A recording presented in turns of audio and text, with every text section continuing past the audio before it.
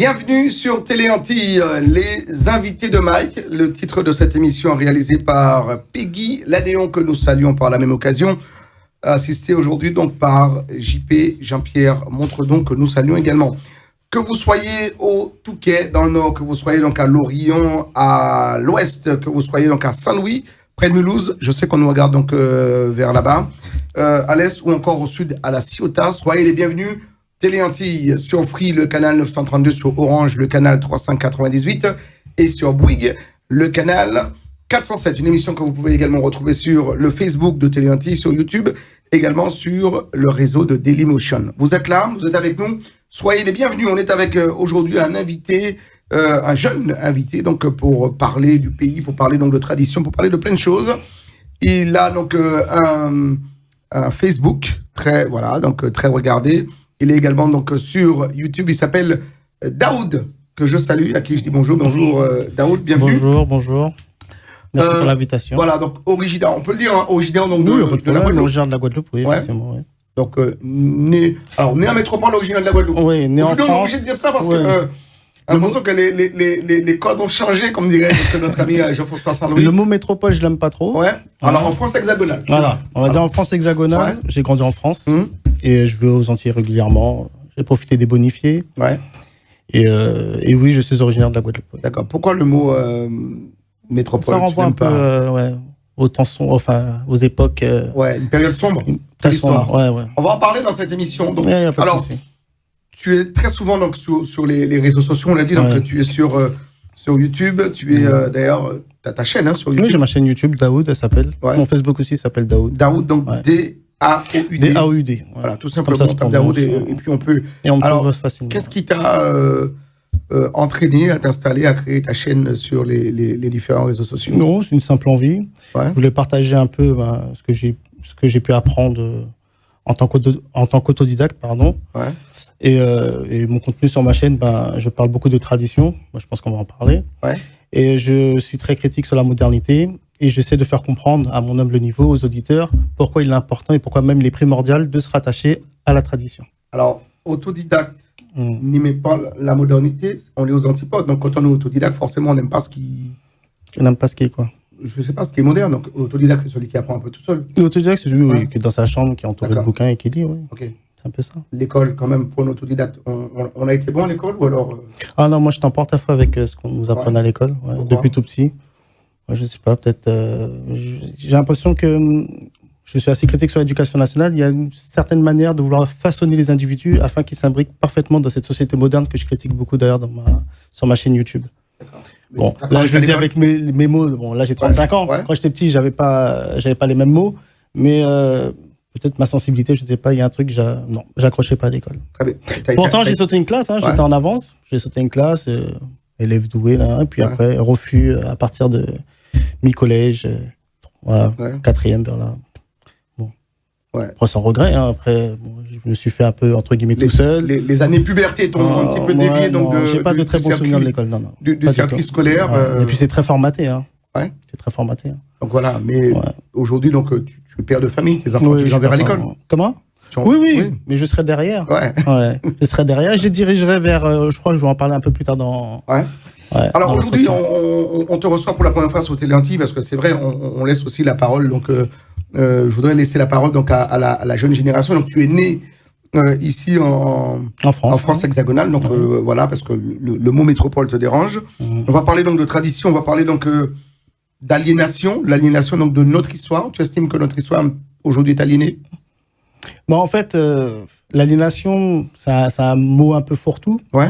Parce qu'il y a... On va en parler. On va en parler. D'accord, ça on va en parler donc de créolisation. Alors c'est un mot très à la mode, qu'on a retrouvé dans les discours donc des hommes politiques notamment. Donc voilà, Jean-Luc Mélenchon pour ne pas le citer. Et puis on parlera donc en fin d'émission donc de cette évolution donc du peuple entier, donc de notre communauté, comment tu perçois, que tu vois les choses aujourd'hui. D'accord. Et demain surtout pour la nouvelle génération. Ok. On a planté le décor? Oui, très bien. Très bien. Que vous soyez, mesdames, messieurs, au nord, à l'est, à l'ouest, au sud.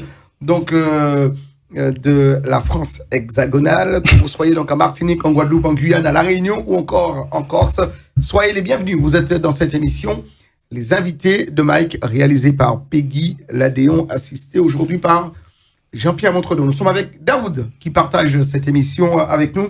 Alors Daoud, Oui. on l'a dit, donc tu es sur YouTube, tu as ta chaîne donc sur YouTube, tu es également sur Facebook. Tu fais quoi? C'est une émission interactive? Tu discutes, tu échanges avec les gens ou alors comment ça se passe pour toi alors? Non, pour le moment, c'est plus du contenu où je suis un peu seul derrière ma caméra ou bien seul derrière le micro. Ouais. Et je développe sur des thématiques. Des fois, je rebondis sur l'actualité. Et non, il n'y a pas d'interaction. Non, je suis tout seul. Pas C'est d'interaction. pour ça que là, c'est un exercice. Ta chaîne est plutôt centrée donc sur la tradition ou sur le retour à la tradition? Ouais, exactement.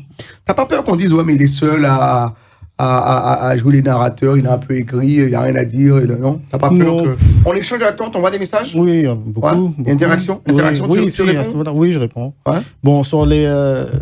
c'est vrai que je suis un peu feignant sur les comme YouTube. Ouais. Généralement, quand on vient me parler en Facebook, je réponds. Je déteste faire le snobinard. D'accord. Et YouTube, j'essaie de faire en sorte de pas trop m'attarder sur les commentaires parce que c'est un peu libre d'accès. Après, on peut aimer comme on peut ne pas aimer. Oui, exactement. Mais bon. Et si on n'est pas d'accord avec toi, ça va pas forcément. Non, mais ça, il n'y a aucun problème. Mais si on répond à quelqu'un, après, faut répondre à tout le monde. Après, c'est un peu ça qui est compliqué. D'accord. Mais puis, c'est un peu ça, c'est interaction, donc on échange. Oui, mais après, c'est une grosse perte de temps, YouTube. Ouais. Hein. Ça peut être un engrenage. Et puis surtout, ça peut... Pour quelqu'un qui a une chaîne YouTube... Oui, non, mais je veux dire par là, mais si on commence à perdre son temps dans les commentaires et à répondre et à faire des... Voilà, c'est une grosse perte de temps. Inutile. Si on parlait de tradition, oui. Quand je te dis le mot tradition, ça te rappelle quoi? C'est très bien que tu parles de ça, parce que tradition, il y a un gros abus de langage. Ouais. C'est un mot qui... Pourquoi abus de langage?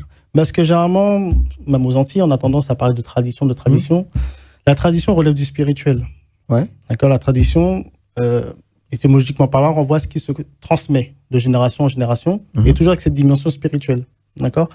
Et la tradition, normalement, régit toutes les activités. C'est-à-dire que lorsqu'on est traditionnel, lorsqu'on est spirituel, ça renvoie à la même chose, et ben ça embrasse toute chose. La manière de manger, la manière de s'habiller, la manière de s'exprimer, la manière de s'amuser, ça embrasse toute chose. Lorsque la tradition perd son côté spirituel, elle devient coutume. D'accord. D'accord. Aujourd'hui, aux Antilles, donc, aux Antilles, on peut plus parler de coutume que de tradition. Il y a des gens qui, aujourd'hui, aux Antilles, font l'effort justement de retourner vers une tradition. J'ai cru voir, vous avez invité des vaudouistes, des vaudous dernièrement. C'est une tradition, pour le coup. C'est une tradition. Mais ça reste assez marginal aux Antilles. Mais ça, c'est une tradition. Mais tout ce qui est profane, tout ce qui est dépourvu de spiritualité, même si ça se transmet de génération en génération, devient coutume et n'est pas une tradition. C'est juste, voilà. Juste pour préciser les choses. C'est quoi la définition? C'est quoi la différence entre coutume et tradition? Aux Antilles, est-ce qu'on peut parler de tradition? On a nos traditions aux Antilles. C'est-à-dire notre façon de manger, de boire, de se divertir. Est-ce que c'est spirituel? Mais quand on va en vacances, d'aller à la plage, tout ça, c'est des traditions. Ça renvoie pas au spirituel. Il n'y a pas de rite traditionnel. Non. Là, c'est de la vie ordinaire. Oui. Si tu vis, on vit comme... on vit traditionnellement. On vit traditionnellement. C'est un abus de langage. On vit selon le rythme du pays. Encore une fois, tradition relève du spirituel. Ouais. Là, ce que tu es en train de me décrire, c'est la vie ordinaire. C'est une vie, on s'éclate, on s'amuse, on fait peut-être comme nos parents l'ont fait, mais rien ne relève du spirituel dans tout ça. Il est plus préférable de parler de coutumes aux Antilles. D'accord. Pour toi, on est dans des coutumes et non pas dans les traditions. Exactement. D'accord. Exactement. Mais tradition, ça renvoie quoi? Ça renvoie dans le lointain, dans l'histoire, dans le... Non, tradition renvoie c'est la spiritualité qu'il faut retenir de la tradition. C'est la dimension spirituelle. C'est que ça. Dès que la dimension spirituelle... Oui, mais explique-toi. Spirituel, c'est de quoi? C'est quoi? C'est lié à l'église? C'est lié à la spiritualité? Très bien. Les traditions, par exemple, en Occident, c'est-à-dire en France, en Europe ou même aux Antilles, parce qu'on a été colonisé par les Occidentaux, la tradition en Occident se manifeste sous forme religieuse. Ouais. On peut dire que les traditions occidentales, c'est la chrétienté, le judaïsme et on va dire l'islam. D'accord. En Orient, la tradition est directement spirituelle, métaphysique. C'est-à-dire qu'il n'y a pas il n'y a pas la forme religieuse. Il y a le vaudouisme, il y a l'animisme, le taoïsme, il y a toutes sortes de traditions. Ok. Ça, ce sont des traditions. Donc, on peut parler de traditions chrétiennes, on peut parler de traditions juives, on peut parler de traditions vaudouistes, animistes, islamiques. Ça, ce sont des traditions. Les coutumes, encore une fois, la coutume se transmet de génération en génération, mais il n'y a plus ce rapport avec Dieu. Voilà, tout simplement. Il n'y a plus ce rapport avec Dieu. Donc voilà, quand on dit aujourd'hui, donc on essaie donc de transmettre la tradition, C'est pas vrai. Donc, on transmet une coutume. La coutume, exactement. La coutume, c'est la tradition. La coutume, c'est la tradition sans esprit. On peut le traduire comme ça. Très bien. Et les coutumes aux Antilles, alors qu'est-ce qui te plaît dans les coutumes qu'aujourd'hui nous possédons? Moi, bien que j'ai grandi en France, moi, je suis très attaché aux coutumes antillaises. Ouais. Oui, donc tu vas. Alors, on a dit que tu es originaire donc, de la Guadeloupe. Quelle ville en Guadeloupe? Je suis de vieux habitants. Vieux habitants. Ouais, tu vas de temps en temps. Régulièrement. Tu as de la famille, des grands-parents. Oui, j'ai encore une grand-mère. J'ai ma grande famille paternelle, même maternelle, qui est installée là-bas. J'y vais régulièrement. Dès que je peux y aller, j'y vais. D'accord. Oui, je suis assez attaché aux Antilles. Ouais. Tu as dit que tu as bénéficié. Et j'aimerais même y retourner définitivement. Définitivement, carrément, y vivre. C'est un projet. Qu'est-ce qui te permet de dire ça, toi qui as grandi ici en métropole? Déjà, ça sent mauvais avec ce qu'on vit actuellement. Et puis avant même que ces histoires de guerre, de Covid et tout ça arrivent, j'ai toujours eu, alors ça s'explique pas, hein, c'est peut-être en moi, j'ai toujours eu cette attache avec peut-être le créole, peut-être avec des gens qui me ressemblent. Aussi, il y a une qualité de vie que je préfère aussi aux Antilles. Est-ce que les gens qui te ressemblent sont forcément là-bas? Parce que nous, nous sommes nombreux ici. Non, je parlais de purement physique, faciès. Hein, non, mais dans le faciès... Non, mais je veux dire qu'il n'y a que des gens qui nous ressemblent. Ouais. C'est un peu con enfantin ce que je dis, mais bon, c'est des trucs, c'est instinctif, c'est des trucs... D'accord, donc tu as envie, donc, pourquoi pas, dans un futur proche ou éloigné, donc finir ta vie au pays? J'aimerais. J'aimerais. D'accord. Ouais. La famille pourrait suivre, donc, allègrement. Ah, ça, c'est un autre... C'est un autre débat. Ah oui, c'est un débat. Ouais. C'est un gros travail à faire. Si demain, tu dois repartir, t'installer... Ah, moi, oui.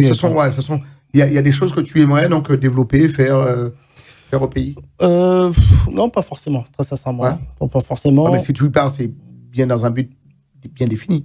Oui, non, mais là, je parle plus d'un point de vue individuel. Hein. C'est peut-être égotique, mais c'est un point de vue individuel. C'est juste la qualité de vie. Je me sens mieux aux Antilles. D'accord. Finir ma vie aux Antilles me va très, très bien. Là, quand tu vas au pays aujourd'hui, comment tu vis? Comment tu... Moi, je suis quelqu'un... Comment tu prends les choses de coutume quand tu pars en Guadeloupe ou en Martinique, d'ailleurs? Comment tu... comment dire? Moi, quand je vais aux Antilles, c'est vrai que, étant donné que j'ai grandi en France, je descends en tant que vacancier. Donc, j'ai pas le temps vraiment de m'imprégner de la coutume des Antilles. Faut être honnête. D'accord? La coutume. Alors, tu vas uniquement pour les vacances ou avec des pays comme le carnaval, Noël ou. Non, on va parler du carnaval d'ailleurs tout à l'heure. Je vais aux Antilles régulièrement pendant les vacances. Des fois, les grandes vacances. Les grandes vacances ou des fois en octobre. Juste après les grandes vacances, là où il n'y a pas grand monde. Donc, on reste de Mais j'ai pas le temps vraiment de m'imprégner de la coutume ou de la culture antillaise. Faut dire ce qui est. J'ai grandi en France. Faut dire.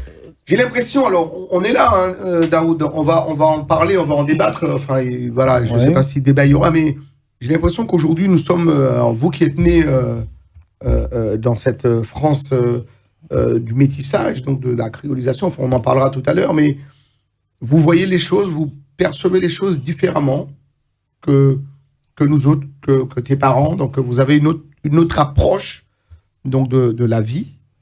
Antillaise, des cultures, des coutumes, et que vous êtes plus du tout dans le même moule que vos parents. Est-ce que je me trompe ou à quel niveau? Alors, d'ailleurs, toi, tu dis que tu voudrais retourner vivre là-bas. Très peu de jeunes, je le dis bien, très peu, aimeraient retourner vivre aux Antilles. Pourquoi, toi, tu as envie de retourner Moi, j'ai envie de retourner à une vie simple. Une vie entourée de verre, d'eau, d'arbres fruitiers. La qualité de vie là-bas me plaît. Le monde d'ici moderne, bitume, les grandes tours et tout, ça me plaît pas du tout. La ville, le monde. Bon, c'est un mode de vie. Je sais que ça plaît pas à tout le monde. Je suis pas citadin, moi, pas du tout. Pas citadin. Non. Mais c'est quoi? C'est l'expérience donc de cette crise sanitaire qui t'a... Non, pas du tout. Bien avant. Non. Bien avant. Non, bien avant. Quand je suis aux Antilles, j'ai besoin de... Je trouve que c'est... le fait qu'il y ait très... Bon, je parle de la région parisienne. Hein. Le fait que la nature s'exprime très peu ici, je trouve que c'est assez terrible. On a l'impression de ne pas respirer. Il y a un côté très sombre, très lugubre, très violent. Le métro, le bitume et tout, je trouve que c'est du violence inouïe. Je pense même que l'être humain, s'il réfléchit bien, il n'est pas fait pour ce mode de vie. Bon, ça regarde comme moi. C'est moi qui pense comme ça. D'accord. Mais là, c'est le discours un peu écologiste. Ouais. C'est autre chose. L'écologie, c'est quelque chose qui... Non, mais quand tu dis l'écologiste, quand on leur parle de vie... Oui, non, mais pour le coup, je les rejoins sur le coup. Tu rejoins là-dessus, je les rejoins, oui. Pas de problème. Les jeunes sont plutôt, aujourd'hui, donc, dans ce monde, les jeunes sont plutôt dans cette vision écologique, si je puis dire, ou alors... Ah non, mais il y a des jeunes de toutes sortes. Il y a des jeunes qui, eux, leur vie, c'est Miami. Je veux dire, les jeunes, bon, c'est trop large pour parler des jeunes. Je ne sais pas si... je sais qu'il y a pas mal de personnes qui ont le même état d'esprit que moi à ce niveau-là, des gens qui ont grandi en France hexagonale, mais c'est vrai que je pense que ça ne court pas trop les rues. Ouais. D'accord. Effectivement. J'en tire aucune gloire, je dis ça comme ça. D'accord. Courir les rues, alors voilà, ça va nous renvoyer donc au carnaval. On en parlait. Carnaval, c'est quoi? C'est une coutume, c'est une tradition, c'est... Le carnaval est traditionnel à la base, mais le carnaval a un rôle bien particulier, généralement dans une tradition. Ouais. Dans une civilisation traditionnelle, le carnaval, en fait, c'est un champ d'expression. C'est un champ d'expression, c'est un exutoire, on va dire, où on peut déverser tout ce qu'on n'a pas pu déverser durant toute l'année. D'accord. Ça reste toujours de tradition. Ouais, ça reste de tradition. Mais le problème, je vais vous dire c'est quoi le problème, ou je vais te dire, je vais te tutoyer, c'est que l'origine même des fêtes carnavalesques, par exemple. Par exemple, je ne sais pas, au Moyen-Âge, il y avait la fête de l'âne. La fête de l'âne, ils exposaient un âne. Il faut savoir que l'âne, dans toutes les traditions du monde, il y a un symbolisme satanique qui se cache derrière l'âne. Et c'était dans le même état d'esprit, c'est-à-dire qu'on profite de ce petit champ d'expression pour tout lâcher, pour déverser toutes les mauvais, enfin jusqu'à présent, les pulsions, les mauvaises pulsions. Voilà. Il y avait aussi chez les Romains les Saturnales. Bon bref, c'était toujours le même concept, d'accord. Aux Antilles, je crois même que oui, c'est ça. La tradition, le carnaval est arrivé aux Antilles dans un but où il fallait déverser tout ce qu'on avait, toutes nos pulsions, toutes nos mauvaises pulsions, excusez-moi, juste avant les restrictions du carême. Ouais. C'est un peu ça l'idée, d'accord. Donc le carnaval. Ça reste dans une thématique spirituelle. Spirituelle, mais c'est particulier. Ouais. C'est-à-dire que le carnaval a du sens lorsque toute l'année, on est dans une rigueur, on va dire, traditionnelle, spirituelle. D'accord. Ça a son sens. C'est-à-dire que toute l'année, il y a une certaine discipline, une certaine rigueur, et puis on laisse un petit champ d'expression pendant une certaine période bien déterminée, et là, on peut tout déverser, tout lâcher. Après l'épiphanie jusqu'au mercredi décembre. Le seul problème, c'est qu'aux Antilles, je t'ai bien dit qu'il n'y a plus de tradition, il n'y a pas eu de... Comment dire? Il n'y a pas de... Il n'y a aucune tradition qui est... Enfin, je veux dire, c'est la vie ordinaire aux Antilles. Comme tu l'as dit, c'est-à-dire qu'on fait notre vie. Et il y a le carnaval. Tu vois ce que je veux dire? Donc le carnaval, c'est pas le carnaval que je critique en tant que tel. Tu vois ce que je veux dire? Le carnaval, sauf qu'il n'a plus trop de sens. C'est-à-dire que c'est le carnaval dans le carnaval. Ça, c'est le carnaval toute l'année, il y a le carnaval qui se rajoute à ça. Et le seul problème... L'énorme problème, justement, qu'il y a dans tout ça, c'est que nous, Antillais, on s'identifie à ça. Au carnaval. Au carnaval. Ouais. Alors qu'il faut. Il est là, c'est pas le carnaval, je sais pas si tu as compris la nuance. C'est pas le carnaval que je critique. Ouais. C'est que le carnaval, il a un sens. Oui, mais aujourd'hui aux Antilles, donc, ce carnaval donc, que tu décris, on a besoin de ce carnaval dans notre paysage culturel, dans notre paysage. Oui, on y est attaché. Oui, on y est attaché. Ça fait partie donc de coutumes ou de ce qu'on veut, mais. On n'est plus moins dans la tradition parce qu'il a une portée symbolique, spirituelle. Tu l'as dit tout à l'heure. Donc après le carnaval, on rentre dans une période dite de carême et pendant cette période, donc voilà, on est dans l'abstinence, on est dans le. Je vais pas être mauvaise langue, je remarquerai que le carnaval a beaucoup plus la cote que le carême. Oui, mais au carnaval, on arrête tout. On est censé tout arrêter. Le carnaval réunit énormément de monde. Oui. Et les Antillais, on nous identifie plus au carnaval qu'au carême. Oui, mais le carême, c'est le carême qui dure 40 jours. Ouais. Quand il y a le carnaval, il y a de l'engouement, tout le monde en parle, là, ça fait beaucoup de bruit. On identifie même les Antillais au carnaval. Pourquoi? Parce que le carême, on devrait faire une promotion autour du carême aux Antilles. Non, ce que je veux dire, c'est que le carnaval... Comment? Est-ce qu'on devrait faire une promotion autour du carême? Je ne sais pas. C'est pas là où je veux en venir. Ouais. C'est pas là où je veux en venir. C'est que... Parce que le carême, c'est une période quand même très spirituelle. Ça prie, ça... voilà, il y a... On le sait, donc les boîtes de nuit, les réjouissances. Pour trouver le mot que je cherchais. Il n'y en a pas pendant cette période dite de carême. Donc, quelque part, on respecte les choses. Je trouve que, si on doit faire un parallèle, encore une fois, je vais me répéter. On se dit les choses, tranquillement. Oui. Nous sommes là. Le carnaval, le problème... Oui, non, il n'y a pas de problème. Le carnaval réunit beaucoup plus de monde que le carême. Il y a un gros hic. Toute l'année, aux Antilles, je pense qu'on va être d'accord pour dire que c'est la vie ordinaire, quoi. On vit, il n'y a pas de restrictions, il n'y a pas de... Je veux dire, il y a... Non, je parle dans la vie. Oui, dans la vie, oui, d'accord. Donc on peut dire que même les musiques carnavalesques, elles ne sortent pas que pendant le carnaval. Que ce soit le bouillon, le soca, ça sort toute l'année. Ouais. Donc on peut... Ça va être trop méchant, c'est le carnaval toute l'année. Donc le carnaval dans le carnaval. Pourtant non, le carnaval, on sait que c'est le carnaval. Quand il prend fin, il prend fin. Il n'y a pas un carnaval au mois de juin. Non, mais je parle des codes, des mœurs. Je veux dire, si dans toute l'année, t'es dans le... Grosso un peu, on est dans le bouillon, dans le socan, il y a le carnaval qui se rajoute, le carnaval n'a plus trop d'intérêt. Justement, puisqu'on en parle, tu parles de bouillon, donc de cette culture, de cette jeunesse qui arrive, enfin de la tienne, parce que voilà, tu es un jeune, hein, je peux le dire. J'ai l'impression que justement, ces codes-là, vous les avez perdus. Parce que le bouillon, on le dit, les réjouissances, on les retrouve toute l'année. Alors que... Quand tu parles de réjouissance, excuse-moi. Non, quand je dis réjouissance, c'est de faire la fête. Donc voilà, j'ai l'impression que les jeunes, on leur ferait une soirée donc en plein carême, ils iraient. Alors que carême, c'est abstinence. C'est stop les réjouissances et on s'abstient. Oui. Ouais. C'est pas le cas. Donc pendant le carême ici, les jeunes de ta génération ou des moins jeunes, aujourd'hui, donc j'ai l'impression que ces repères-là, ces repères donc de carême, ils ont perdu. Ils font la fête toute l'année. Tu parles des jeunes les jeunes en général. En général. En général. Mais c'est notre communauté aussi, hein. N'ayons pas peur des mots. C'est notre communauté. Mais c'est ce que... Comment tu juges que ces repères, que nos jeunes les aient perdus?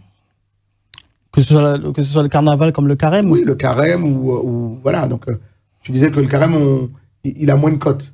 Mais il a moins de cotes parce qu'il y a une jeunesse qui est en place aujourd'hui et qui n'a pas ces repères spirituels qu'impose le carême. Le carême, c'est stop tout.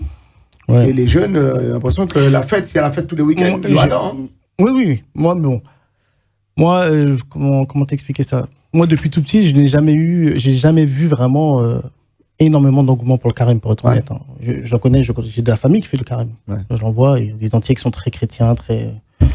Mais je veux dire, comment dire, je trouve pas qu'il y a beaucoup, pour me répéter encore une fois, depuis tout petit, je n'ai jamais senti vraiment une atmosphère de carême, on va dire, aux Antilles.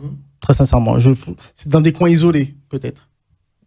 C'est comme ça que je le vois. Peut-être que je me trompe, hein, mais c'est comme ça que je le perçois. Ouais. Et pourtant, par exemple, on voit par exemple dans les lieux festifs, on le sait, on l'a dit, donc pas de réjouissance, pas de boîte de nuit, c'est fermé pendant... Mais tu connais honnêtement pas beaucoup de gens qui font le carême? Oui. Tu connais plus de gens qui font le carême que le carnaval? Oui, parce qu'en tout cas, ceux qui faisaient le carnaval, pendant la carême, ils sortent pas. Généralement, Non, mais je n'ai pas dit qu'il n'y en a pas. Hein. Ouais. Moi, je pense qu'aux Antilles, c'est encore un peu respecté.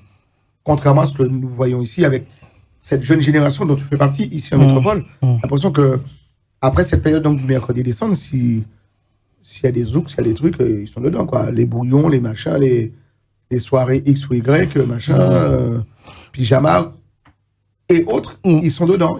Aujourd'hui, on a cette jeunesse antillaise donc, qui vit aujourd'hui donc, en métropole, a perdu ses repères, contrairement à cette jeunesse qui est aux Antilles.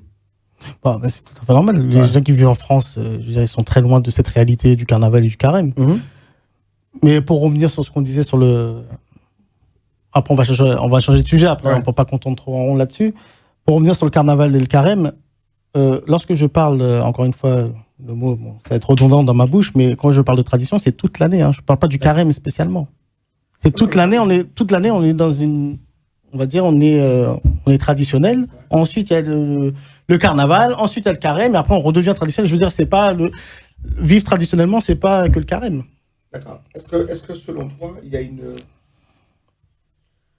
une chrétienté, enfin, un rapport à la religion qui est trop fort aux Antilles par rapport à ceux qui vivent ici en métropole? La religion, déjà, les Antilles, je trouve que c'est très protestant, maintenant, les Antilles. Ouais. On est déjà dans autre chose. Ouais. On est déjà dans autre chose. Les protestants, généralement, ne se revendiquent pas religieux. Hein, ils sont même anti-religieux. On est plus dans la morale chrétienne. Ouais. Donc, on est déjà dans autre chose. Okay. Donc après... Le protestantisme, c'est pas une religion? C'est à part? Non, c'est pas une religion. Ouais. C'est pas religieux. Mais eux-mêmes ne se revendiquent pas religieux. Pour eux, la religion, c'est la division, c'est la guerre. Il n'y a pas de dogme dans le protestantisme. Une religion, quand on parle de religion, il y a un dogme. C'est-à-dire, il y a un dogme, il y a des principes bien précis, bien marqués. Il y a des rites et il y a une morale. D'accord? Dans le protestantisme, il n'y a pas de dogme. Il n'y a même pas de rite. Enfin, je suis pas sûr, je peux dire n'importe quoi. En tout cas, il n'y a pas de dogme, ça c'est sûr. Ils sont antidogmatiques. D'accord? Et il n'y a que de la morale. Alors, Daoud, oui. Moi, quand je te regarde, je te reçois en tout cas donc, dans cette émission, les invités de mec, je suis très content donc d'échanger avec toi parce que bon, alors, c'est vrai, on reçoit des personnalités, des politiques, des chefs d'entreprise. Aujourd'hui, moi j'ai un jeune, je peux discuter avec un jeune qui perçoit et qui voit les choses autrement. Et puis, alors, ce que je le dis très souvent, on a le droit de ne pas être d'accord, donc on est là pour échanger. Oui, mais il n'y a pas de problème, il n'y a pas de problème. Il n'y a aucun souci. Il n'y a pas de problème là-dessus. Alors tu disais que tu lis beaucoup. J'ai l'impression que quand je t'entends, tu es quelqu'un qui, voilà, tu t'instruis. Tu vas à la découverte des choses. Donc, tu vas puiser dans les livres. Pour quelqu'un qui n'aimait pas l'école, c'est... Ouais, c'est vrai, c'est contradictoire, c'est paradoxal. Oui. Bon. Ouais. Ça s'explique pas. Hein. Je pense que c'est une quête de vérité, peut-être une quête de savoir, une quête de vérité, tout simplement. D'accord. Donc on lit. Après, j'aime pas rester trop là-dessus. D'accord. Mais je suis un lecteur, ça fait un peu la vérité. Un peu pédant. La vérité n'est pas toujours dans les bouquins. Ah, mais ça c'est clair. Hein. Ouais. Ah, mais ça c'est clair. Ouais. Comment tu arrives à percevoir ce qui est le faux du vrai dans ce que tu lis? Comment j'arrive à percevoir? Comment je filtre? Oui, comment tu filtres? Ben déjà, il faut savoir quelle lecture je lis. Ouais. Hein, moi, je suis pas trop lecture philosophique profane, tout ça, tout ce qui est Nietzsche et tout, je dis pas trop ça. Je ne lis pas les romans d'aujourd'hui, tout ça. Bon, je lis plutôt des livres, on va dire, traditionnels, métaphysiques. Tu as lu des grands de notre... spirituel entre guillemets, même des livres conceptuels. J'ai lu aussi pas mal de grandes personnalités des Antilles, bien sûr. J'ai lu Frantz Fanon, les Confiants, tout ça, les Frantz Fanon. J'ai un penchant pour Fanon. Je suis très, je sais pas si on se dit fanoïste, je ne sais pas. D'accord. Un nouveau néologisme, je sais pas. Mais je suis très Fanon. J'aime beaucoup Fanon. Plus Fanon que Césaire. Oui, plus Fanon que Césaire. J'ai un gros respect pour Monsieur Aimé Césaire, qui est plus là, bien sûr, mais j'ai plus, je suis plus Fanon. D'accord. Pourquoi cette je ne dis pas de fascination, mais Fanon, cet attrait pour Frantz Fanon. Ouais, les deux sont martiniquais. Ouais. Fanon, comment dire, Fanon a déjà été un psychiatre. Oui. Je trouve, c'est deux registres totalement différents. Césaire, c'était de la négritude. Je trouve que la négritude a ses limites d'une certaine manière. La négritude était importante à certains moments, après tous les traumatismes que le peuple noir a subis. Le fait qu'il y ait une personne comme Aimé Césaire, des esprits très élevés, qui redonne confiance au peuple noir, parce que la négritude, c'est ça, c'est l'exaltation de sa négritude, le noir est beau, le noir ceci. Bon. Quand je parle comme ça, c'est pas péjoratif, bien sûr. Parce que des fois, le ton que j'emploie, des fois, il n'est pas approprié. Mais bon, en tout cas, l'exaltation de sa négritude était importante à certains moments. Ouais. D'accord ? Ça n'est plus pour toi aujourd'hui. Je pense qu'il faut transcender ça. J'ai pas dit qu'il faut le mettre de côté, il faut le dépasser ça. Il faut dépasser ça. Fanon, lui, avait une lecture, je trouve, un peu plus fine des choses. Il avait mis le doigt sur la névrose du peuple noir. Et je pense même... C'est quoi la névrose pour ceux qui... Moi, je développe justement. La névrose, on va dire, c'est des petites contradictions, on va dire, psychiques. Des fils qui se touchent, pour parler vulgairement. Et je trouve que Fanon... Là, ça ne regarde que moi, c'est un ressenti que j'ai. Je trouve que son livre Peau noire et masque blanc, justement, était un petit pied de nez à Aimé Césaire. Même s'ils étaient, je crois qu'ils se connaissaient, si je dis pas de... Mais c'est un petit pied de nez, parce qu'il explique que même... Tous les deux de Fort-de-France. Même si toute négritude qui était Aimé Césaire, inconsciemment, il avait le masque blanc. Inconsciemment, il ne se rendait pas compte. De par son phrasé, sa manière de tenir, peut-être même sa réflexion était assez blanche. Et Fanon c'était un esprit très très très fin. Et puis aussi Fanon, il avait une dimension militante. Fanon, il a rejoint le FLN quand même. Oui, en Algérie, c'est un militant. Ouais. Donc, j'estime que Césaire, donc à travers sa longue et belle carrière d'homme politique, il n'a pas militanté justement si. Pour les Antilles, pour nous, pour toi, pour tes parents. Non, mais en fait, c'est juste la négritude. Moi, je me concentre sur la négritude. C'est juste ça, je trouve qu'il y a une certaine limite dans la négritude. C'est juste ça, en fait. Très bien. Alors, deuxième partie, je voulais qu'on parle donc de notre histoire. Alors, qu'on parle d'aliénation. C'est un terme qui donc assez violent, c'est vrai. Ouais, c'est assez violent. Pour toi, notre histoire, c'est une histoire aliénée. On peut parler non? Déjà, aliénation, la racine du mot alien, c'est-à-dire étranger. On dit aliénation ou peuple aliéné, c'est étranger à soi-même. C'est ça l'aliénation. On dit que tu es aliéné, c'est-à-dire que tu es étranger à ta propre personne, à ce que tu es foncièrement. Donc, la première aliénation qui existe, j'ai même envie de dire la seule, c'est l'aliénation spirituelle. Justement, lorsqu'on a sectionné le rapport avec Dieu. Parce que l'être humain est divin. C'est ce que toutes les traditions répètent, même toutes les religions du monde répètent. L'être humain est divin. Il faut qu'il retourne à cette primordialité, à sa véritable nature. À partir du moment où il a coupé cette connexion avec le spirituel, il devient aligné de fait. Donc c'est ça la première aliénation, et j'ai même envie de dire la seule. Ensuite, il y a l'aliénation culturelle. Moi, je me considère comme aliéné, culturellement. J'ai grandi en France, je parle un gros français, et j'ai pas lâché un mot créole depuis le début. C'est une forme d'aliénation. Okay, mais c'est pas l'aliénation principale. Je pense qu'une personne qui est aliénée culturellement, mais qui est rattachée à une tradition, à une spiritualité, c'est pas très grave, il a l'essentiel. Oui. Il a l'essentiel. Et le contraire. Une personne qui par exemple, je vais faire un petit parallèle tout simple. Une personne qui est, je ne sais pas moi, on va prendre le cas des Antillais, qui est aux Antilles, qui a un gros créole, qui est dans ses coutumes, qui respecte sa culture, qui mange ses racines, je sais pas moi, son plat de banane jaune ou de dombré crevette tous les jours, et qui n'est attaché à aucune spiritualité, est aliéné. Ouais. Donc, quand on est trop enraciné, on est aliéné. Comment ? Quand on est trop enraciné. Quand on parle d'enracinement, enracinement, oui, mais ça veut dire retourner aux racines. Oui. Ça veut dire celui qui vit selon ses coutumes comme. Non, mais même la racine en tant que telle, pour faire une image tout simple. Quand on dit retourner aux racines, quand on retourne à la racine elle est au sol. Oui, en terre. Ouais, elle est à terre, la racine. La racine, elle s'élève. Oui. Elle transcende la terre, elle va vers le ciel. Pour imager. C'est-à-dire qu'on ne s'arrête pas là. Une personne qui retourne à la racine, elle reste à terre. Elle ne s'élève pas. L'être humain n'est pas fait pour rester au ras des pâquerettes. Il a besoin l'être humain est du. Quand on comprend, qu'on médite sur le fait que l'être humain a une dimension divine,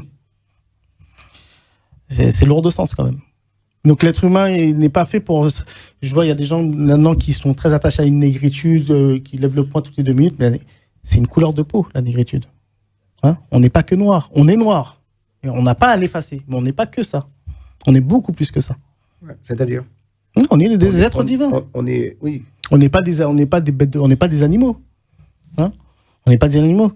On est beaucoup plus élevé que des simples, je sais pas, petits bonhommes sur pattes qui mangent, qui boivent, qui copulent. Je veux dire, on est beaucoup plus élevé que ça. Donc une personne qui se bat toute sa vie pour retourner à un enracinement uniquement racial, je pense qu'il se trompe. Il se limite en tout cas. D'accord. Est-ce que selon toi, donc aujourd'hui, donc voilà, nous autres, nous ici, on a parlé tout à l'heure donc sur le carnaval et sur cette jeunesse. Est-ce que on démontre quelque part on est en perte de repères, on se cherche, on se recherche, on essaie de se retrouver dans cette vie c'est un peu normal. Moderne. Un terme que tu n'aimes pas. Oui, mais en fait, l'Antillais, c'est assez compliqué. On a une histoire très, très compliquée, très douloureuse. L'identité antillaise est récente. C'est récent. L'Antillais, c'est quoi ? L'Antillais, c'est, on va la faire très, très courte, c'est un peuple autochtone, on va dire, d'Indiens, d'Arawak, de Kalinagos, tout ce qu'on veut. Des colons qui arrivent, qui les fait travailler, qui les violent, qui ont besoin de mains fortes, qui font appel aux Noirs d'Afrique. Voilà, il y a un traumatisme, des viols, des castrations, tout ce qu'on veut. Et puis après, un métissage assez violent. Et de fil en aiguille, comme ça, les années ont défilé, et les Antillais sont apparus. On est le fruit de ça, de ce traumatisme-là. Donc lorsqu'on déporte toute une population, lorsqu'on les enlève de leur terre et de leur tradition, pour le coup, c'est ça qu'il faut bien comprendre. C'est ça qui est terrible. C'est-à-dire que les peuples qu'on a déportés, on a tout enlevé. On les a déracinés, pour le coup, spirituellement. On les a mis sur des plantations, on les a maltraités, battus. Nous, on est le fruit de tout ça. Donc la perte de repère, elle est évidente. Est-ce que cette histoire-là d'esclavage, est-ce que c'est quelque chose aujourd'hui, toi, Daoud, c'est quelque chose qui t'effraie? Tu aimerais qu'on occulte cette histoire, qu'on passe à autre chose, ou alors il faut en parler pour qu'on puisse... Il faut en parler. Le problème, par contre, et c'est ce que je déplore et que je répète assez souvent, c'est qu'il ne faut pas le sacraliser non plus. L'esclavage, c'est un traumatisme. C'est un traumatisme. Il faut en avoir conscience. Il faut avoir du respect pour ça. Il n'y a aucun problème. Mais de là, le sacraliser, ce n'est pas bon. On n'a pas sacralisé l'esclavage. L'esclavage n'est pas sacré. Et ce qui est déplorable, malheureusement, c'est que, comment dire, par exemple, moi, je suis anti-commémoration d'abolition. Ça peut choquer. Pourquoi ? D'ailleurs, j'ai même oublié la date. Parce que, comment dire, Ça se fait quand même, enfin, ça se commémore. Mais moi, je ne respecte pas ça. Non. Pour moi, c'est un os à ronger, ça. Pour moi, on se fout de nous. Ouais. Les Antilles, pour moi, c'est encore une colonie, pour pas dire plantation. Hein, c'est le mot soft. Hein. Ouais. C'est une colonie. Schulcher disait, c'est de la bouche de Schulcher. Pourquoi une colonie alors que les Antilles, notamment Martinique et Guadeloupe, ce sont des départements, ce sont des régions de France. C'est les mots soft pour dire colonie. D'accord. Mais pourquoi tu dis colonie? On vit comme il y a jadis, on est très souvent comme il y a... Non, c'est une colonie. Je veux dire que c'est une colonie dans le sens où il y a encore ce rapport racial qui est peut-être tabou, je ne sais pas, du dominant à dominer, du dominant blanc et des dominés qui sont maintenant aujourd'hui, j'emploie un mot assez fort, brassés, bâtardisés. Ouais. Il y a ce rapport racial qui est assez violent, donc c'est pour ça que j'emploie le mot colonie. Avec un gros drapeau français sur le territoire. Rien que cette dimension raciale fait que non. Pour moi, c'est une colonie, quoi. Il n'y a pas d'autre nom. C'est peut-être violent. Je sais que c'est un mot qui est dur. Mais c'est une colonie.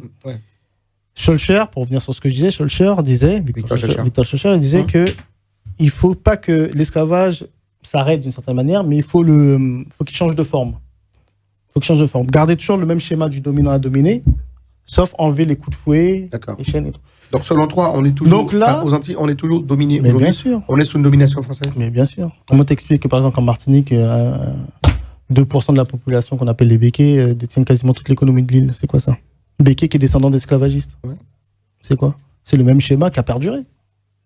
Et en Guadeloupe, c'est un autre schéma. Donc moi, je peux pas aller... En Guadeloupe, c'est un autre schéma? C'est un peu différent, mais c'est plus ou moins la même chose. Sauf que les béquets sont un petit peu moins implantés en Guadeloupe, mais c'est la même chose. Mais moi, je peux pas aller m'extasier devant une statue ou je ne sais pas, une chaîne, un vieux truc sur lequel on est censé pleurer, alors que pour moi, c'est encore de l'esclavage. Un esclavage moderne et soft, mais c'est toujours le même rapport de dominant à dominé. C'est un os à ronger. C'est façon de dire aux Antillais, l'esclavage est fini, mais continuez à aller travailler pour nous. Ouais. Donc moi, je commémore aucune abolition. Il n'y a pas d'abolition. L'abolition est encore là. Et Schulcher, d'ailleurs, il y a du Schulcher. Ma belle famille est de Schulcher en Martinique. D'accord. Donc tu penses que cette génération que tu représentes là aujourd'hui, tu penses qu'un jour, donc, vous pourriez dire non, stop, on arrête ça et passer à autre chose? C'est pas passer à autre chose. Hein. Ouais. C'est pas ça que je dis. Hein. Peut-être que ça mal compris. Mais il y a une révolution à mener. Non. Alors, encore une fois, je répète ce que je sais pas. Alors, moi, dire, mais ouais, est-ce qu'il y a encore aujourd'hui, donc dans ce bas monde, est-ce que selon toi, il y a ce monde, il faut encore le faire évoluer et il y a une révolution à mener et à un moment donné, il va falloir la mener réellement. Oui, quand même. Sincèrement, oui. Moi, je pense que tout être humain, à un moment donné, je veux dire, rien que le fait d'être dépendant, c'est un mot qui est fort. Hein. C'est les enfants qui sont encore dépendants de leurs parents. À un moment donné, ils prennent leur indépendance. Ouais. Nous, aux Antilles, on est trop dépendants de la France. Monsieur, j'ai pas envie de l'appeler monsieur. Monsieur Ayotte, l'ancien Ayotte, il a dit l'antillais, ou le noir, ou le nègre, je ne sais même plus quel mot il a employé, c'est un grand enfant. Il faut le traiter bien et puis on obtient ce qu'on veut. C'est sorti de sa bouche. Un peuple qui est encore dépendant donne raison à la phrase de ce vulgaire personnage. C'est très violent ce que je dis, mais c'est une réalité. Le jour où on sera indépendant, même si les gens, il y a des pour et les contre à niveau économique, on ne va pas parler de ça, mais normalement, tout peuple devrait réclamer une indépendance. Pour moi, c'est la logique des choses. Hein. C'est pas possible. On est des grands monsieur, on n'a pas à être dépendant de qui que ce soit. On a Haïti qui a demandé son indépendance en 1904. On a vu ce que... Ouais. On voit ce qu'aujourd'hui... Mais ça nous prendre en main. Ouais. On ne va pas demander aux autres de nous éduquer aussi. Oui. Ça nous prendre en main. Ouais. Mais aujourd'hui, c'est vrai que ça fait peur. Comment se prendre en main aujourd'hui? Avec quels moyens? Quelles ressources? Ça, c'est un autre débat. Ouais. C'est un autre débat, ouais, c'est clair. Bon, je ne vais pas reprendre les paroles d'Omota. Je pense qu'il est plus à même de s'exprimer sur le sujet. Hein. J'ai un grand respect pour ce monsieur. Ouais. Il sera beaucoup plus convaincant. On peut vivre indépendant aux Antilles, très honnêtement. Moi, je pense que la question ne se pose pas. C'est pas la bonne question, si je peux me permettre. D'accord. Je pense par contre qu'on n'est pas prêt pour être indépendant. Et je ne suis même pas sûr que les Antillais veulent cette indépendance-là. D'accord. Pourquoi, selon toi? Je pense qu'on a trop été habitué à être assisté, à être choyé par notre maître, qui est la France. Ouais, le protectorat français. Ouais, et puis cet assistanat nous a plongé dans un confort qui fait qu'il est très difficile d'en sortir. De s'en sortir, ouais. Donc on est bien. On a les congés bonifiés. Ouais. Donc cette révolution, finalement, on l'oublie.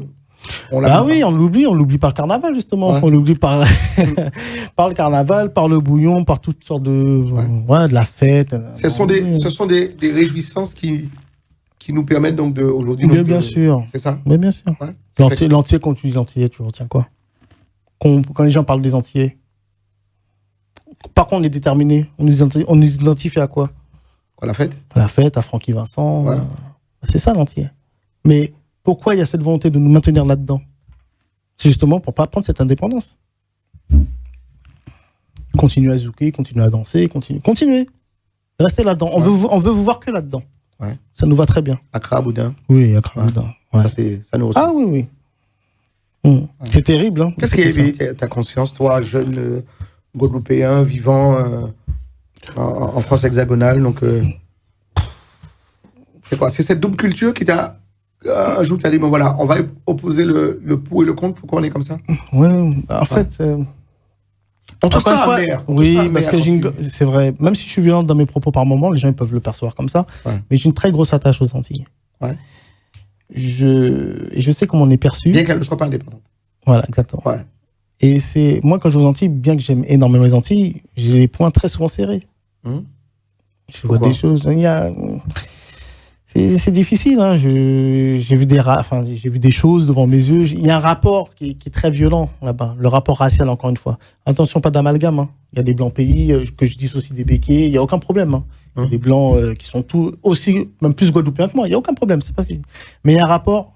Le rapport racial, je veux dire, en 2022 est très violent. C'est très très violent. Ouais. Qu'on a la sensibilité, qu'on arrive à le voir. Hein. Comment tu le perçois quand tu arrives au Je sais pas. Tu sens que il y a même dans la posture, il y a un rapport de dominant à dominé. Ouais. On le sent. Il y a une manière de parler, de nous adresser, de s'adresser à nous, pardon. Il y a une certaine posture qui est assez irritante. C'est comme ça que je le vois. Même... Ça abaisse selon toi? Comment? Ça abaisse selon toi? Oui. Après, moi, je ne vis pas au travers. Moi qui parlais de Fanon, je ne vais pas pleurer du regard que le blanc a sur moi, bien entendu. Mais il serait temps qu'on se détache de tout ça. Qu'on prenne notre indépendance et puis c'est tout, quoi. Ouais. Comme des grandes personnes. Ouais, mais tu dis que intrinsèquement, on n'est pas prêt. Oui, là je suis dans le souhait, pour ne pas dire dans l'utopie, parce que c'est vrai que c'est assez utopique. Je ne pense pas que les Antillais veulent cette indépendance encore une fois. Ouais. Mais c'est très dur à supporter, en tout cas pour moi, bien que j'ai grandi en France hexagonale. C'est très dur à supporter. Alors, je voudrais qu'on parle de, si tu veux bien, mon cher Daoud. Alors, on rappelle que tu as une chaîne sur YouTube qui s'appelle Daoud. Tout simplement. Tu as également donc, une page Facebook qui porte le même nom. Donc, si les gens veulent te retrouver, ils peuvent aller donc, sur YouTube ou encore sur Facebook. On peut te laisser des messages, je te réponds. Oui, il n'y a pas de problème. En tout cas, on te remercie donc d'être venu, d'être là dans cette émission, les invités de Mike, pour parler donc de toi, pour parler donc de ta vision, alors je ne veux pas dire de ton combat, parce que tu ne mènes pas non c'est un grand combat, mais non, c'est pas un combat. Moi, je suis juste dans la sensibilisation. Tu es dans une sensibilisation. Voilà. Tu as envie que demain, que les gens te suivent, te disent, bon, nous caillons ensemble, on y va. C'est une bouteille d'eau jetée à la mer que je fais. Pas plus que ça, j'ai pas cette prétention d'être un leader ou non, pas du tout. Je peux te poser la question? Il nous faut un leader. On manque de leaders aujourd'hui dans cette communauté. Si on manque de leaders, le seul problème avec ça, c'est que il y a ce côté de leader, de leadership et tout. Ça nous fait encore plonger dans une sorte de gros spectacle. C'est-à-dire qu'on est tout le temps dans un monde de spectacle. Je trouve que même le côté leader, parce qu'il y en a qui se présentent comme leader, je trouve que c'est peut-être un peu violent, mais je trouve que ça manque d'intégrité. Tu sais, qu'on est leader, on fait... Aimé Césaire a été un leader? On m'en parlait tout à l'heure. C'est un leader. Est un leader? Je dirais pas leader. Est un leader? Domouta est un leader. Ouais. C'est autre chose, je pense. Césaire et Fanon, c'est pas des leaders. Ouais. Ils n'ont pas le point levé, ils n'ont pas dit venez derrière moi. Non, c'est autre chose. Mais il n'a pas un parti politique, Domouta. Non, mais c'est un leader. Ouais, c'est un leader. C'est un leader syndicaliste. Ouais, c'est un leader quand même. Dès qu'on a le point levé, pour moi, militant leader. Militant va être leader. Mais après, leader, c'est quelqu'un qu'on doit suivre. Parce qu'aujourd'hui, chez nous, aux Antilles, on n'est pas assez dans le militantisme. Il faut que il faut qu'on descende encore plus dans la rue pour demander des choses, pour régler les comptes, pour qu'on ait les mêmes droits avec les autres? Tu peux répéter, excuse-moi. Est-ce qu'aujourd'hui, donc, ça manque de militantisme chez nous, aux Antilles? Je trouve qu'il y en a même beaucoup. Comment? Il y en a beaucoup du militantisme. Ouais. Encore une fois, ça s'imbrique dans un monde de spectacle. Pour moi, ça veut dire que malgré notre militantisme, on n'obtient pas je trouve qu'il y a une choses. Non, c'est parce que j'ai l'impression qu'il y a une petite dimension carriériste derrière le militantisme. Je trouve. Je ne dis pas qu'ils ne disent pas des choses bien. Domota, par exemple, c'est une personne très pertinente pour citer que lui, parce que j'apprécie beaucoup Élie Domota, pardon. Mais il y a une dimension à ne pas vouloir... Enfin, j'ai l'impression... je ne sonde pas les cœurs, encore une fois. Mais j'ai l'impression que c'est du militantisme pour du militantisme. J'ai l'impression que tant que la situation perdure comme ça leur va très bien. Ça leur permet de perdurer et de faire carrière. C'est une sensation que j'ai. Je peux me tromper. Hein. Y a pas de problème. Mais j'ai l'impression que le militantisme, aux Antilles, il y a trop de militantisme, justement. Et je suis assez sceptique sur l'intégrité de tous ces groupes militants. D'accord. Donc, même si je valide leurs propos, je ne vais pas citer les noms, je valide leurs propos, mais je trouve qu'il y a bon. Après, peut-être que je me trompe et que tu me pardonnes, hein, je ne sais pas, mais c'est juste un ressenti. Est-ce qu'aujourd'hui, dans la vie, tu es syndiqué? Moi, non, je ne suis pas syndiqué. Non. Puis syndiqué, ça a des limites. Hein. Tu n'appartiens à aucun groupe politique? Non. Ouais, ça t'intéresse pas? Non, pas du tout. Tu votes? Non plus. Non, pourquoi? Non. Parce que je suis très critique sur la République, la France. On va peut-être pas parler de ça aujourd'hui. Et j'ai pas envie de participer à ce grand ménage. Hein? Pourtant, à travers ton site, ta page Facebook, ta chaîne YouTube, là, quand tu parles, c'est un peu faire de la politique, quand même, quelque part. La politique, c'est le pouvoir. Le pouvoir pour le pouvoir. Il n'y a pas il n'y a même pas de notion de vérité. Il n'y a pas de question de dignité. Il n'y a pas de question d'ordre. Oui, c'est le pouvoir pour le pouvoir. En même temps, la politique, ce n'est pas une science juste. Oui, c'est clair. Oui. Mais le pouvoir pour le pouvoir, surtout le pouvoir de l'homme, ça peut être que destructeur. L'homme n'est pas fait pour avoir tout pouvoir. C'est des grosses bêtises. C'est Dieu qui a tous les pouvoirs. L'homme, avec tous ses vices et tout, s'il a tout pouvoir, mais il faut un pays à feu et à sang. Ouais. Et puis la politique, c'est très violent. Non, moi, je suis en quête de vérité. J'ai l'impression que tes propos, quand même, à la base, dans cette émission, c'est que c'est la première fois qu'on te reçoit. J'espère que tu reviendras nous voir dans cette émission parce qu'on a plein de choses à aborder. Aujourd'hui, on n'a pas forcément abordé toutes les choses. On n'a pas tout vu, mais je te sens quand même un petit peu révolté, amer, donc incompris. Incompris? Oui, mais dans ton fonctionnement, j'ai l'impression que, je sais pas, tu attends des choses qui ne viendront jamais et tu sais qu'elles ne viendront pas, mais pourtant tu espères. Oui. Ouais. Bah, vaut mieux espérer. Oui. Ouais. Espoir fait vivre. Oui, on va dire ça. Ouais. Alors, on parlait donc de créolisation. Quelle est la définition que tu donnerais donc à ce terme? Est-ce qu'aujourd'hui, alors on l'a vu pendant la campagne politique pour les dernières élections en France, Jean-Luc Mélenchon, pour ne pas le citer, donc a parlé de créolisation. On est dans un monde créolisé. Métissé. Ouais. Mais le métissage, métissé, ça te plaît pas? Le terme métissé, c'est... Non, c'est pas que ça me plaît pas. Ouais. Créolisation, ça te plaît? Non plus. Non c'est quoi la créolisation? Qui est sortie de la bouche de Jean-Luc Mélenchon, tu viens de le dire. Ouais. La créolisation... Ouais, mais ta définition? Bah déjà, c'est pas la mienne. Ouais. C'est un autre entier. Mais quelle définition tu donnerais donc à ce mot?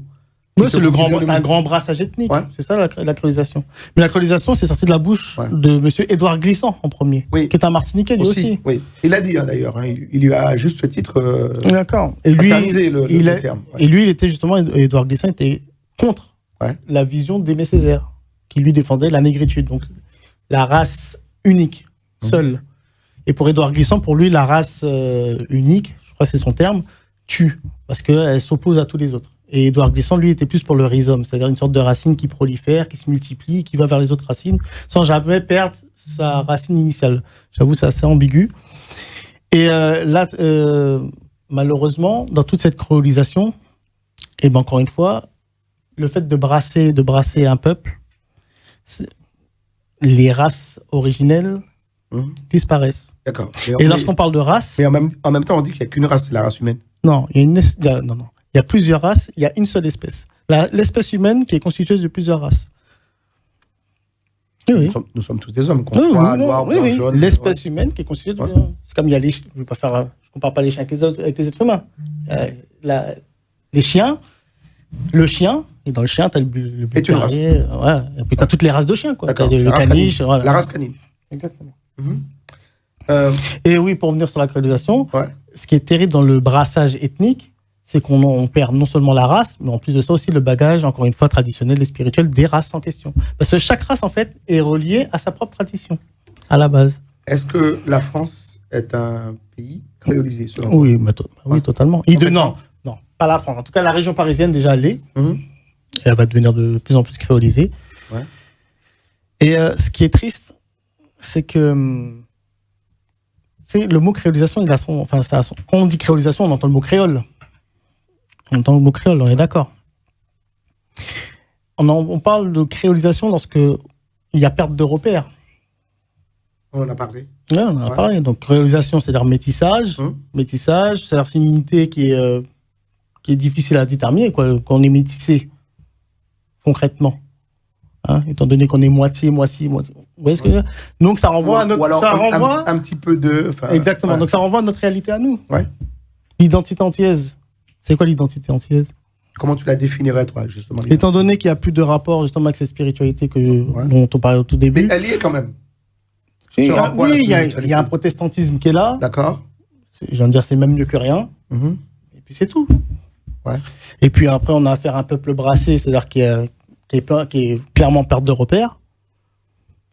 Parce qu'on a annihilé en lui tout son rapport avec, justement, avec la spiritualité. Et en final de compte, ça fait des êtres totalement perdus, quoi. On est perdu. Le mot, quand je dis perdu, je n'amalgame pas tout le peuple entier. Faut respecter. Mais je dis, encore une fois, il y a une perte de repères.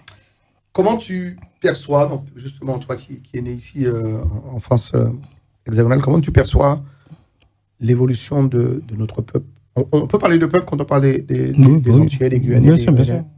Oui, c'est un peuple. Comment tu perçois donc l'évolution donc, de notre communauté? L'évolution? Très honnêtement. Il y a du bon. Il y a du bon. Je trouve que la nouvelle génération, je la trouve un peu plus conscientisée, peut-être, un peu plus... Comme toi. Moi, je ne vais pas parler de moi. Mais en tout cas, je la trouve un peu partie de la nouvelle génération. Oui. Bon, je la trouve un peu plus entreprenante. Même si c'est un secteur auquel je ne donne pas trop d'intérêt, mais en tout cas, ils font des choses, ils se bougent. Il y a cette volonté aussi, je trouve qu'il y a cette soif d'indépendance aussi, beaucoup, la nouvelle génération. Comme toi. Oui. Non, mais on se dit les choses, mais... Oui, mais et à contrario... Mais est-ce que c'est une indépendance qui nous permettrait de grandir? Pas sûr. Pas sûr. Moi, encore une fois, je ne sais pas si on est capable de l'être, pour le moment. Je ne sais pas si on est assez mûr pour être indépendant. Donc, on attend. Je souhaite cette indépendance, mais je ne sais pas si le peuple entier est assez mûr pour être indépendant. On a grandi dans l'assistanat pendant je ne sais pas combien d'années. Passer à une indépendance comme ça, de manière très violente, ça peut être problématique.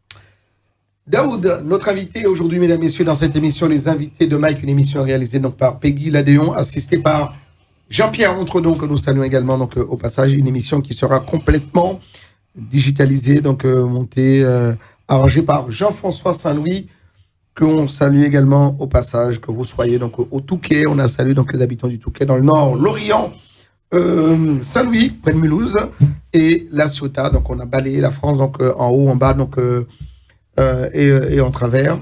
Donc merci de nous suivre sur Free. Nous sommes sur le canal 932 sur Orange, le canal 398 sur Bouygues, le canal 407, une émission que vous pouvez également retrouver sur Facebook, YouTube et sur le Dailymotion de Télé Antilles. Daoud, notre invité aujourd'hui. Alors Daoud, c'est vrai, une émission qui touche déjà à sa fin, mais on espère te recevoir à nouveau parce qu'on a plein de thèmes. On a plein de thèmes à aborder. Et moi, je voudrais avoir cette vision jeune. Alors là, il y a quelque temps, j'ai reçu donc des jeunes qui ont monté donc une association pour venir donc aux jeunes antillais donc qui ont perdu tout repère, qui sont d'ailleurs livrés à eux-mêmes, qui sont abandonnés, qui sont SDF. C'est l'association RUD. qu'on a reçu donc il y a quelques temps dans cette émission. Moi, je veux que cette jeunesse antillaise, d'ailleurs, Télé Antilles est là pour ça, donc la télé est là pour ça. N'hésitez pas, donc contactez-nous, faites comme Daoud, venez nous voir, venez discuter, venez échanger avec nous. Il faut que ce soit constructif. On est là, bien évidemment, donc on en débat tranquillement, on se dit les choses. On se dit les choses. Alors, comme je le dis souvent, on a le droit de ne pas être d'accord. Hein. Je ne suis pas forcément d'accord avec tout ce que tu dis, mais j'imagine bien. Mais on échange. Oui. On échange. Voilà. Dans la bienséance. Très bien. Alors, quels sont pour toi, donc, pour finir cette émission, alors, il y a des points négatifs, on les a un petit peu énumérés. Il y a des points positifs aussi pour cette communauté vivant ici en France hexagonale et aux Antilles. On est un peuple. Est-ce qu'on est un peuple fort? Ça, c'est-à-dire fort, c'est large. Hein. Fort, oui, sur quoi? Peut-être on est fort dans certains trucs. Tu sais, est-ce qu'on est soudé? Est-ce qu'on a du savoir-faire? Est-ce qu'on est un peuple en devenir? On est loin des bons à rien, bien sûr, on a du savoir-faire. C'est clair. Non, mais c'est selon toi, est-ce que... Oui, bien sûr, on a des qualités comme tous les autres peuples, c'est évident. Ouais. Pas comme dans le sport, hein, j'entends. Hein. non, mais parce que des fois on dit on est fort parce qu'on est dans le sport, on gagne tout. Non.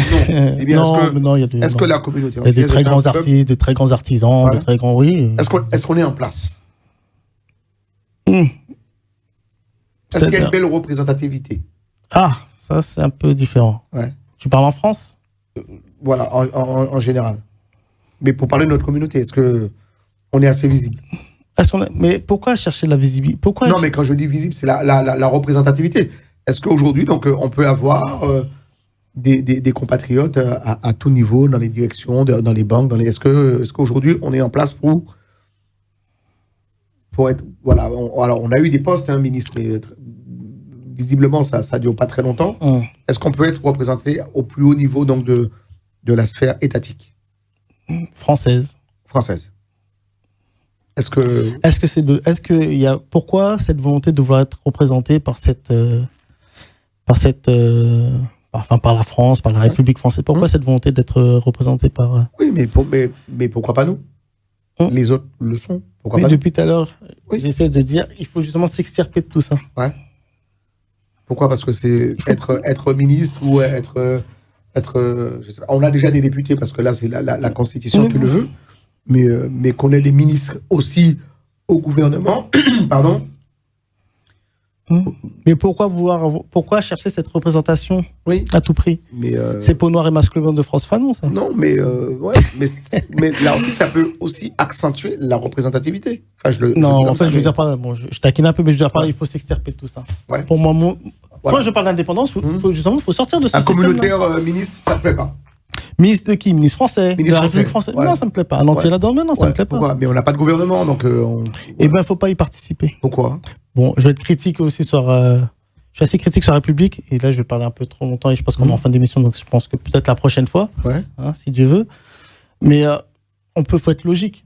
On ne peut pas défendre une indépendance, une autonomie, et vouloir à tout prix être représenté par les institutions françaises.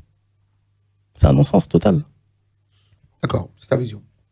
Non, mais on est au point de vue de la cohérence. Moi, je me dis...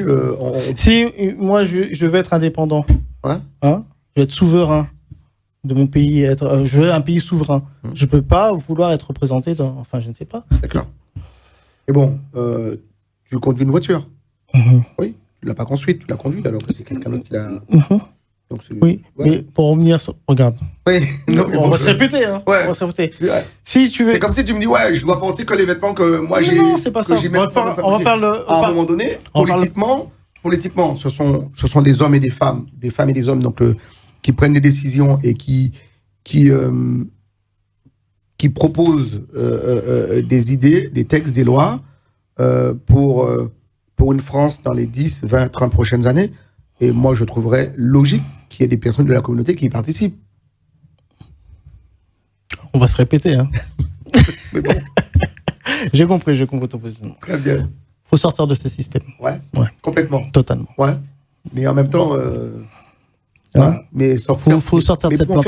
Faut courir. Faut sortir de la plante. Faut le marronnage. Ouais. Il faut courir. Courir. Ouais, il faut courir. Ça veut dire que quoi courir? Il faut courir. Pourquoi courir? Non, il faut sortir de ce gros système. Ouais. Il ne faut plus participer à ce système. Ouais. Tu es un homme anti-système. J'en ai reçu des anti-systèmes. Je profite pour saluer Jimmy Sauveur, qui doit certainement nous regarder depuis la Martinique. J'ai reçu des... Tu es un anti-système?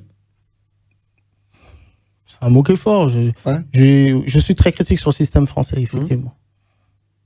Le système républicain particulièrement. D'accord. C'est un long sujet. Vive la monarchie. Il faut un roi en France. Non, mais je sais pas. Il faudrait un roi en France. On fait comme les Anglais. On finit la République et on remet une monarchie. Mon leitmotiv est là. Je sais que peut-être c'est ambigu. Ouais.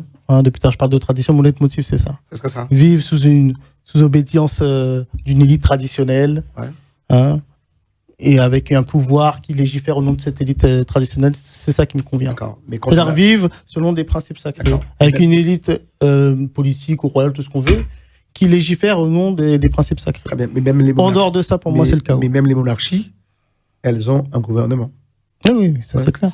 Je respecte la monarchie. Si au-dessus d'elle, se trouve, mais en dessous, il peut y avoir un gouvernement. Oui, il n'y a pas de problème. Mais le problème ne se trouve pas en dessous, c'est en haut. Ouais. C'est toujours une élite qui donne forme à une société. C'est une minorité de personnes qui donne forme à une société. Si l'élite est pourrie, la société va épouser les codes pourris.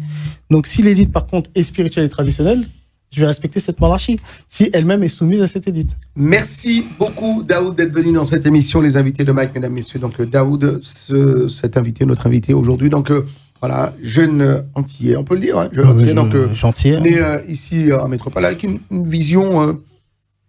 pas de complètement différente, mais différente de nos pensées, de nos courants, alors pas de nos coutumes, parce que tu y adhères complètement, mais tu vois les choses différemment. Et voilà, on a tenu absolument aujourd'hui donc à te recevoir dans cette émission.